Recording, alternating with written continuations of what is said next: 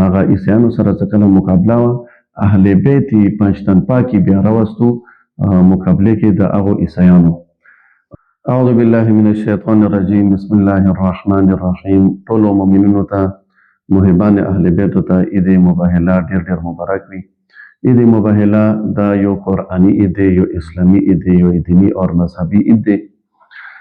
قرآن مجید هغه مشهور آیات څخه کې فمن حاجک فیه من بعد ما جاءک من العلم فقل تعالوا ندعو ابناءنا وابناءکم ونساءنا ونساءکم وانفسنا وانفسکم اخر آیات پورې.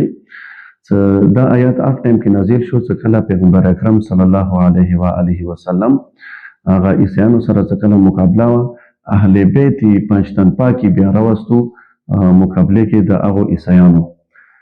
دا د اهل سنت و معتبر کتابونو لکه مثال علامه فخر رازی، مسند احمد ابن حنبل د دې آیات ذیل کې دا خبره کوي چې دا پنجتن پاک څه کله راغلو نو دغه ځای کې کله د مباهله عید مباهله کله چې دا عید وګټل نو دې کې څو خبرې دي.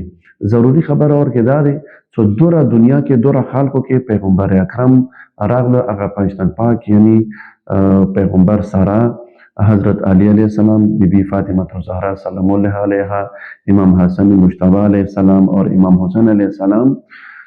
څکله دا پنځه کسان څکله راغلو د غوزه کرم قرآن مجید کې وشو، هغه عیسیان مجبور شو چې هغه تسلیم شي.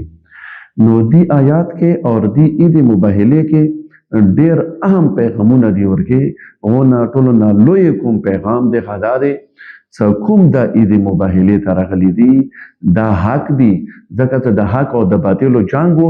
حق او باطلو جنګ کې د حق څخه کله د ځای راغلو، اوس کې دنیا کې څه هر قسم ته خبره وي، هر قسم ته فیصله وي، هر قسم ته کوم قسم ته خبره وي چې دا پنجتن پاک کوم طرف ته وي هغه به حق وي او بل طرف کوم دی هغه به باطل وي. دا د قرآن مجید یوه ډېره څرګنده فیصله دی. که چیرې داسې نه وی نو څوک بل څوک وی دي پنجتن پاکو نه سوا نو بیا به پیغمبر په کار دی چې بیا هغه کسان راوستلي وی. بله خبره دا دی چې حق نه سوا دنیا کې پیغمبر اکرم هغه کسان د مباهلې دپاره خوښولو چې هغه ټولو کې افضل وي، ټولو کې اعلم وي، فضیلتونه هغه ټولو کې زیات وي، ټولو کې اکمل وي، کامل ترین وي. نو دا آیات اور دا عید د اهل بیتو هم طهارت باندې دلالت کوي اور هم دینه پاته لګیږي چې دا سچا دي. ځکه چې هغه ځکه بیا یې چې فلعنت الله علی الکاذبین، چې کوم درویشون کې وي هغه باندې بیا لعنت وي. مطلب دا دی چې دې مقابله کې درویش په مقابله کې حکم رښتیا دي او بیا داسې رښتیا داسې سچا چې اهل بیتو باندې سچا چوکشتانه دي.